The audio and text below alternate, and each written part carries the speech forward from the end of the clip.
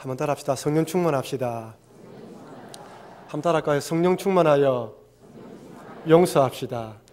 성령 충만하여 서로 사랑합시다.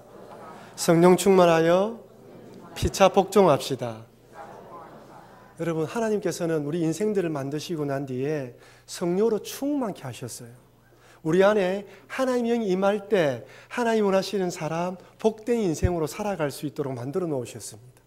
그래서 예수님 믿는 자들에게는 이 성령이 우리 안에 충만히 임하시는데, 성령님께서 나를 충만히 임할 수 있도록, 충만히 역사할 수 있도록 우리가 순종하고 또한 성령 안에서 심는 일들을 계속 해야 됩니다. 그럴 때 나도 모르게 점점 더 주님을 알아가고 주님으로 기뻐하는 삶, 주님으로 영광 돌리는 삶을 살아가실 줄 믿으시길 바랍니다.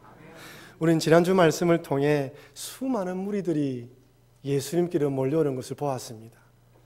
병들고 아프고 약하고 가난하고 귀신 들린 자들, 예수님의 은혜가 아니면, 예수님의 도움이 아니면 도저히 살아갈 수 없는 자들이었죠. 예수님은 그들을 물리치지 않았어요. 여러분들이 이 자리에 어떤 마음으로 나왔든지, 어떤 상황을 가지고 나왔든지 우리 주님은 다 받아주시는 것입니다. 일일이 고쳐주시고 만져주시고 회복시켜 주셔서 다시 제자리로 돌아갈 수 있도록 인도하셨어요.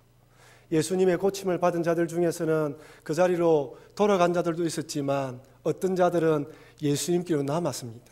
그 남은 자들을 예수님께서는 다 제자로 불러주셨어요.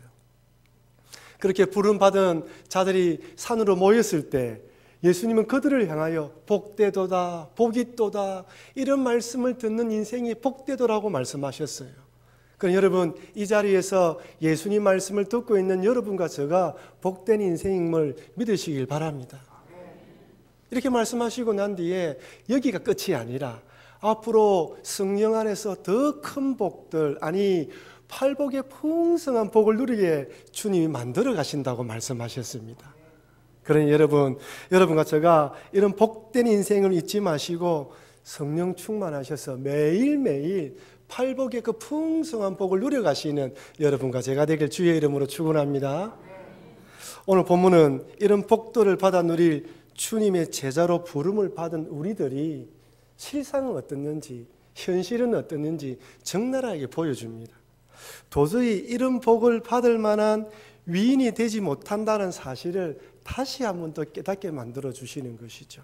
오늘 본문에 등장하는 아브라함을 한번 보십시오. 아내를 누이라고 속이는 이 장면은 오늘 처음이 아니죠. 창세기 12장에서도 동일하게 비슷하게, 아니 거의 똑같이 판박이로 아내를 누이라고 속이지 않습니까? 이미 창세기 12장에서 똑같은 실수를 반복했다면, 그리고 그런 일로 인해서 부끄러움을 당했다면 다시는 하지 말아야 되는 것이 사람인데, 아브라함은 창세기 20장에 와서 또다시 반복된 실수를 되풀이하고 있습니다. 창세기 20장 1절입니다. 아브라함이 거기서 네게부 땅으로 옮겨가 가데스와 술 사이 그랄에 거류하며, 여기 그랄은 애굽으로 내려가는 블레셋 지역을 말하는 거예요.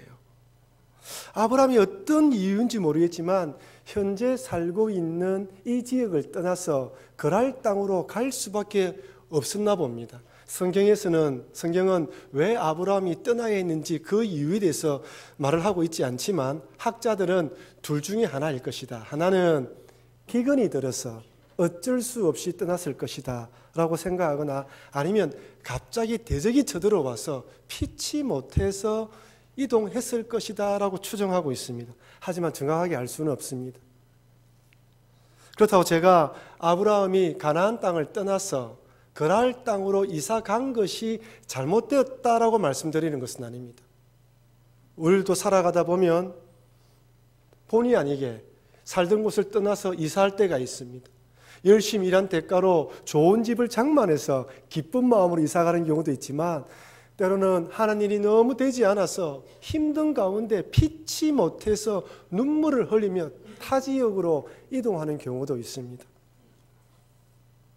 근데 중요한 것은 떠날 때 믿음으로 하나님 뜻 가운데에서 행했느냐 행하지 않았느냐는 것이죠. 아브라함이 그랄 땅으로 가기 전에 하나님께 기도했을까요? 어떻습니까, 여러분? 성경에서는 언급되고 있지 않죠. 만약 아브라함이 하나님께 기도하면서 하나님으로부터 확신을 받았다면 과연 아내를 누이라고 속였을까요? 아니겠죠. 그런데 아브라함은 아내를 누이라고 속입니다. 창세기 20장 2절입니다.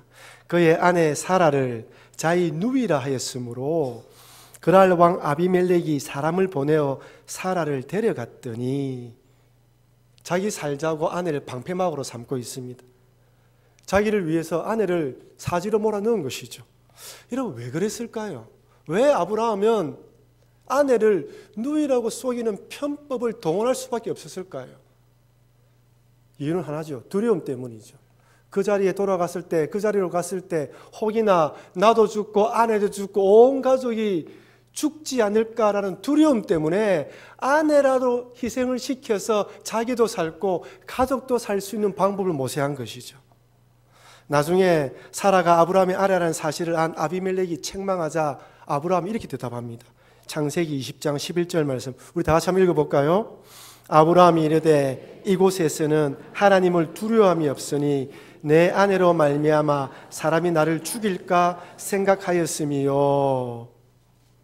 아브라함은 처음부터 그랄 땅이 어떤 땅인 줄 알았죠. 하나님을 두려워하지 않는 땅입니다.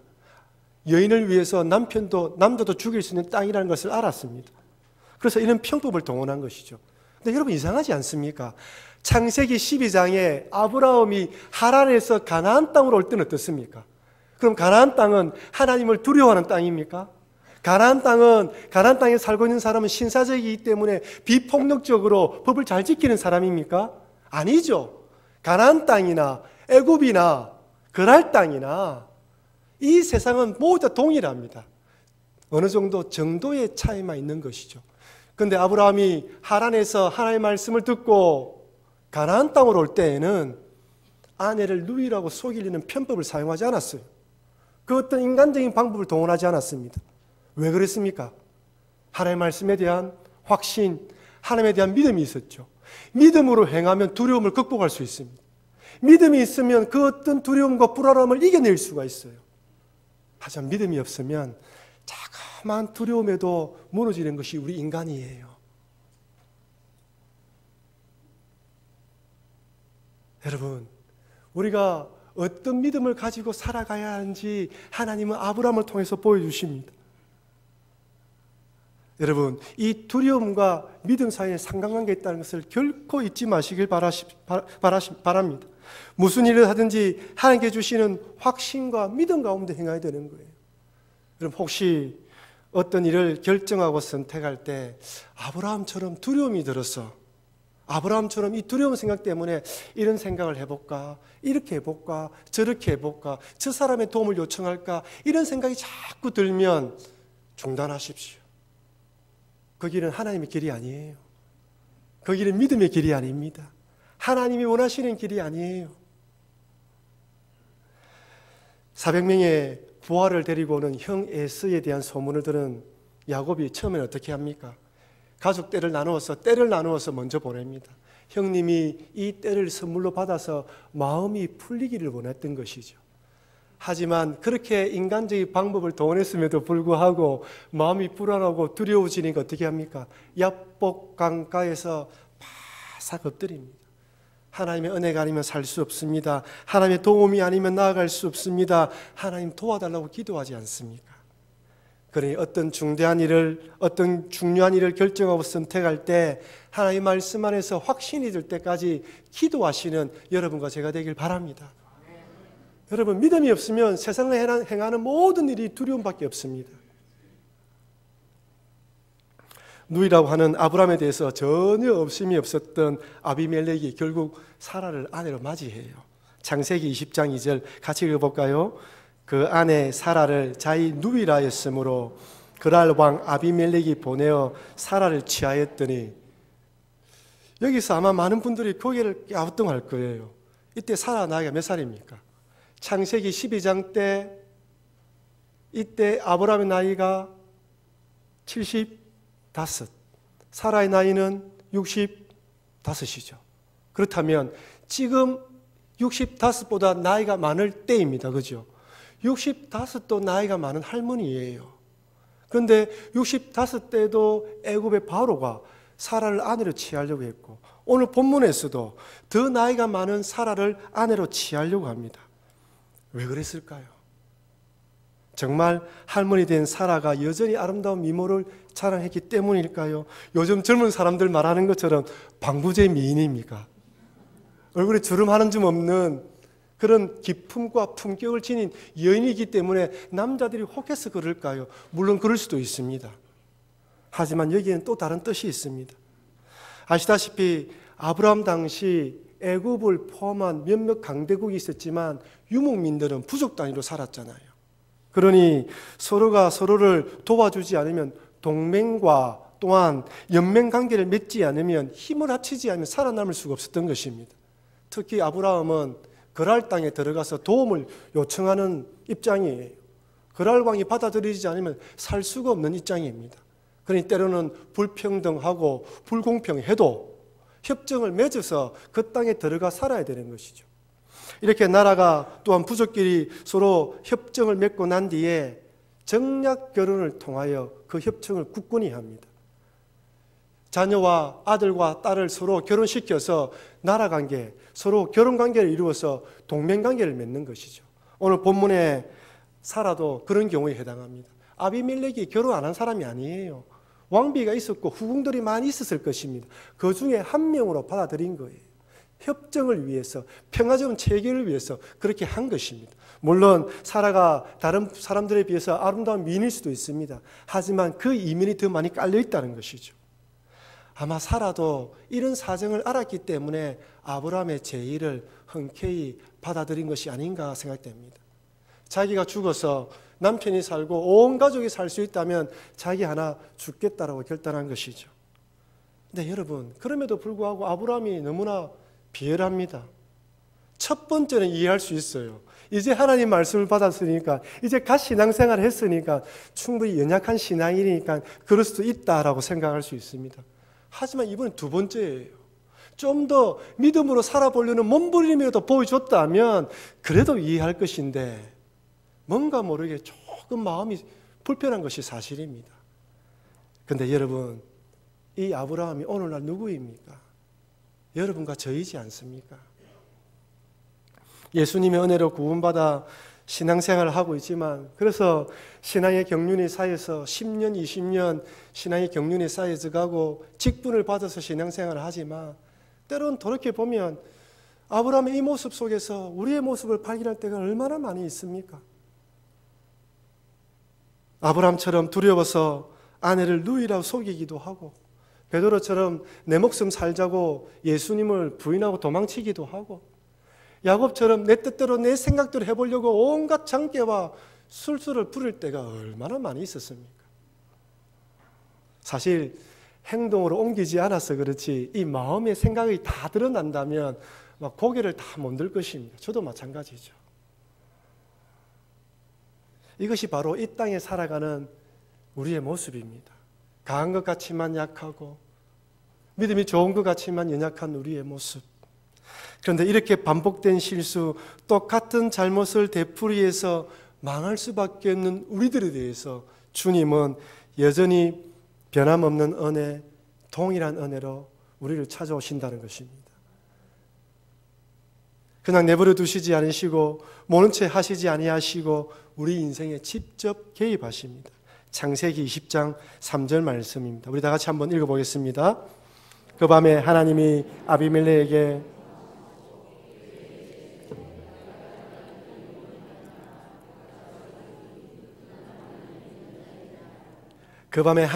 아비멜렉에게 현몽하시고 그에게 이르시되 내가 데려간 이 여인으로 말미암아 내가 죽으리니 그는 남편이 있는 여자임이라. 꿈속이지만 아비멜렉이 얼마나 놀랐겠습니까? 놀라면서 한편으로 황당했겠죠. 그리고 얼마나 화가 났겠습니까? 더군다나 잘못은 아브라함이 했는데 재앙은 아비멜렉 그랄 땅에 사는 사람들에게 재앙이 임했습니다. 창세기 20장 18절입니다. 여호와께서 이 왕의 아브라함의 아내 사라의 일로 아비멜렉의 집의 모든 태를 닫으셨음이라. 모든 태를 닫았다 이 말은 여성들이 임신을 하지 못하게 만들었다는 것도 포함될 뿐만 아니라 남성들의 성기능에 문제가 있게 만들었다는 거예요. 그래서 그날 밤에 모든 사람들이 뭐가 이상하다는 것을 깨달은 것이죠.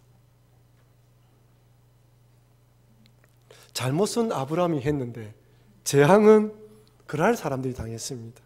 믿음의 사람이, 하나님의 사람이 바른 믿음으로 행동하지 않았는데 그 피해를 세상 사람들이, 주변 이웃들이 당하고 있습니다.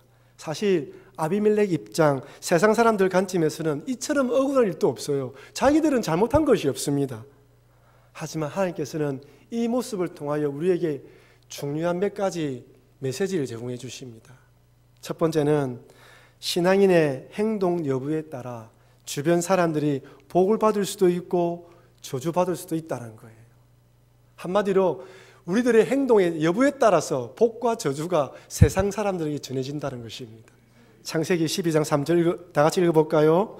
너를 축복하는 자에게는 내가 복을 내리고 너를 저주하는 자에게는 내가 저주하리니 땅의 모든 족속이 너로 말미암아 복을 얻을 것이라 하신지라. 아멘. 아브라함을 통하여 복과 저주가 세상 사람들에 전해진다고 이야기합니다. 그렇다면 하나님이 이 저주를 언급하면서 아브라함이 세상 사람들에게 저주를 주는 사람 되기를 원했을까요? 그건 아니겠죠. 하나님은 아브라함을 통하여 세상 사람들이 복을 받기를 원했겠죠.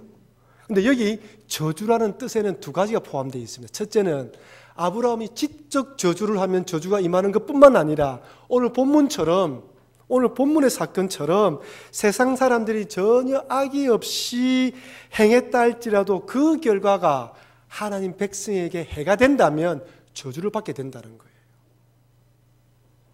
그런 신앙인이 예수쟁이가 내 목숨 살자고 내 재산 불리자고 내 것을 위하여 세상 사람들에게 피해를 주지 말라는 것입니다. 하나님에 대한 굳건한 믿음의 행동을 해서 세상 사람들의 저주가 아니라 복을 주는 인생으로 살아가라는 메시지가 여기 담겨져 있는 것입니다. 저는 우리 교회 모든 성도님들이 여러분들을 통하여 여러분 이웃과 여러분과 함께 일하는 직장 동료와 사업하는 사람들이 여러분을 통하여 복을 풍성하게 받아 누리기를 주의 이름으로 축원합니다. 기관이 예수 믿었는데 나를 통하여 내 주변 사람들이 복을 받아야 되지 않겠습니까? 두 번째로 성도는 세상을 위해 중보기도해야 한다는 사실입니다. 창세기 20장 7절 같이 읽어볼까요? 이제 그 사람의 아내를 돌려보내라. 그는 선지자라. 그가 너를 위하여 기도하느니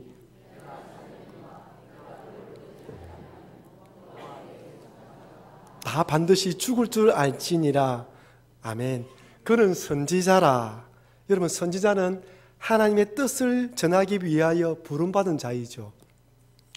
그런데 아비멜렉 입장에서 아브라함을 하나님께서 선지자라고 이야기하니까 받아들일 수 있겠습니까? 속으로 선지자라면 선지자답게 행동해야지 라고 말하지 않았겠습니까? 선지자라면 좀 담당한 믿음의 사람으로 행동해야 되는데 도대체 세상 사람들이 볼 때 아브라함을 선지자라고 말할 수가 없습니다. 더 놀라운 것은 아브라함이 기도하자 재앙이 떠나간 거예요. 17절 말씀입니다. 아브라함이 하나님께 기도하매 하나님이 아비멜렉과 그의 아내와 여종을 치료하사 출산하게 하셨으니, 참 아이러니하게도 이렇게 믿음 없는 아브라함을 하나님께서는 선지자로 보시고 그 아브라함의 기도를 듣고 응답하신다는 거예요. 아무리 아비멜렉이 저 사람 진짜 믿음 있는 사람 맞나라고 손가락질 한다 할지라도 하나님 보시기에는 여전히 아브라함은 선지자입니다. 이것은 지금도 동일합니다. 세상이 아무리 그리스도인들과 교회를 향하여 손가락질하고 교회가 왜 그러냐, 믿음의 사람들이 왜 그러냐라고 이야기를 해도, 이런 부족한 모습, 연약한 모습이 있어도 하나님은 우리를 통하여 세상을 위해서 중보기도하기 원하시고 그 중보기도를 듣고 세상에 복을 내리기 원하신다는 거예요. 우리가 부족해도, 우리가 연약해도 우리를 통하여 기도 응답하신다는 것입니다. 이것을 잊어버리면 되지 않습니다, 여러분. 마지막 세 번째로 변함없는 은혜를 내려주시는 하나님께서 아내를 누이라고 속이는 형편없는 아브라함을 결국에는 믿음의 조상으로 만들어 가신다는 거예요. 우리 창세기 22장 15절 16절 말씀입니다. 여호와의 사자가 하늘에서부터 두 번째 아브라함을 불러 이르시되 여호와께서 이르시기를 내가 나를 가리켜 맹세하노니 내가 이같이 행하여 내 아들 내 독자도 아끼지 아니하였은즉. 이 본문의 말씀은 너무나도 유명한 아들 이삭을 번제로 드리는 장면입니다. 오늘 본문에서는 아내를 누이라고 속이는 아브라함인데 창세기 22장에 오니까 이제는 자기의 생명과 같고 자신의 분신과 같은 아들을 하나님께 드리는 믿음의 사람으로 성장해 있어요.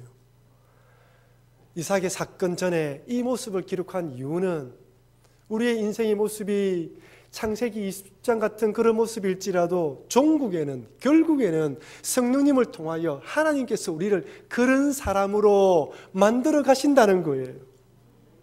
우리가 그런 복된 인생입니다. 우리 교회가 그런 복된 교회인 것이에요. 하나님 보시기에 부족하고 연약함이 있지만 우리 하나님은 우리 교회가 저와 여러분들이 그런 인생으로 만들어서 우리를 통하여 많은 세상 사람들에게 복을 주기 원하신다는 것입니다. 저는 개인적으로 이 마지막 세 번째 부분을 여러분에게 강조해서 설교하고 싶습니다. 그러나 여러분, 현재를 보시지 마시고 이런 인생으로 만들어주실 주님을 바라보며 기도하시면서 달려가시는 여러분과 제가 되길 바랍니다. 광고에도 나와 있지만 내일부터 중보기도 팀들이 기도하기 시작합니다. 많은 사람들이 찾아왔어요. 일주일에 한 번 시간 내어서 그 시간에 나라와 민족을 위해서 기도하기로 결단하고 있습니다. 혹시 여러분 동참하기 원하시는 분들은 여전히 빈자리가 남아 있습니다. 그리고 이 사역들을 위해서 우리 교회가 기도함으로써 세상에 복을 내리는 교회 되게 해달라고 기도하시는 여러분과 제가 되길 바랍니다. 아울러 또한 여러분 특별 새벽 기도회를 4월 둘째 주부터 가집니다. 미리 광고하는 이유는 이제 힘을 모아서 기도할 때라는 것을 아시고 미리미리 일정을 조정하셔서 같이 모여서 기도함으로 우리가 한마음 한뜻이 되어 우리 교회를 통한 하나님의 뜻을 온 세상에 선포하시는 복된 그리스도의 삶을 살아가시는 여러분과 제가 되길 바랍니다. 사랑하는 성도 여러분, 하나님에 대한 믿음, 말씀에 대한 확신이 없으면 이 땅을 살아갈 때 찾아오는 두려움을 극복할 수가 없습니다. 그래 늘 믿음 안에서 확신을 가지고 믿음 안에서 기도하며 달려가시는 여러분과 제가 되길 바랍니다. 똑같은 실수, 반복된 잘못을 행한다 할지라도 하나님께서는 변함없는 사랑, 동일한 은혜로 찾아오셔서 결국에는 성숙한 믿음, 또 하나님 원하시는 믿음의 사람으로 만들어 가신다는 것을 잊지 마시고 세상에 복을 전하시는 복된 사람, 세상을 위해서 중보기도하고 이웃을 위해 중보기도함으로 많은 사람들에게 복을 나눠주는 그런 복된 우리 부산복교의 복된 성도님 되시기를 주의 이름으로 축원합니다.